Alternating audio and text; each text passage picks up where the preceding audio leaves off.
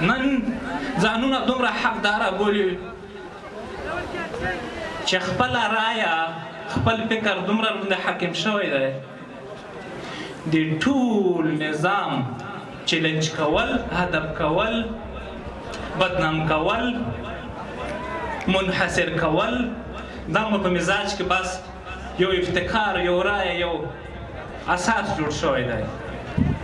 الله جل جلاله دې موږ نیتونه اعمال اصلاح کړي. دا حالات دې برداشت نه دي.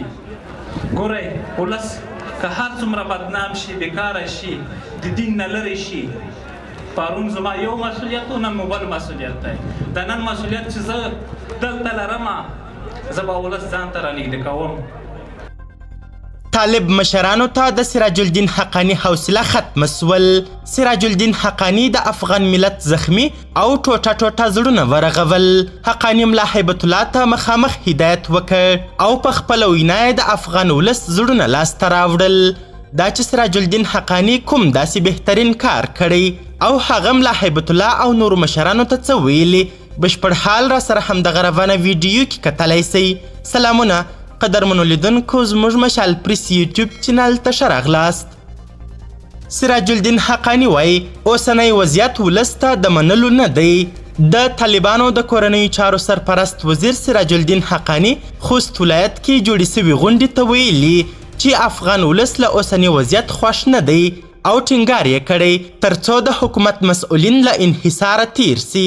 نوموړي دغه څرګندونې نن شنبه د سلواغې 22مه په خوست کې له دیني زده کړو د تازه فارغ شوو کسانو لپاره په جوړه سوې غونډه کې کړي او ویلي دي چې روان وضعیت ملت ته د زغم وړ نه دی او ټینګار یې کړی چې ځپل سوی افغان ولس باید ځان ته رانږدې کړل سي.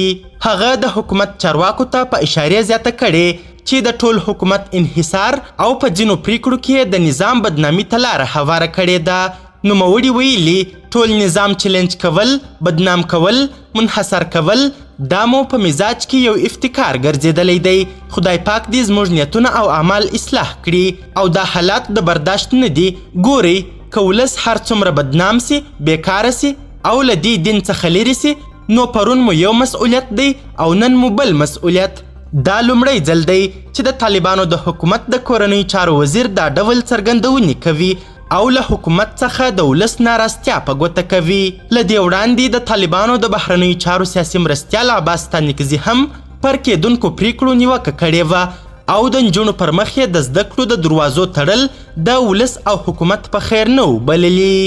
قدرمنو لیدونکو، د ویډیو له کتلو مو نړۍ مننه. د لا زیاتو او نورو لحظه پر لحظه خبرې مطالبو لپاره زموږ همدغه مشال پریس یوټیوب چینل سبسکرایب کړئ. تر بیا او بلې ویډیو ښه وخت، ښې چارې، د الله په امان.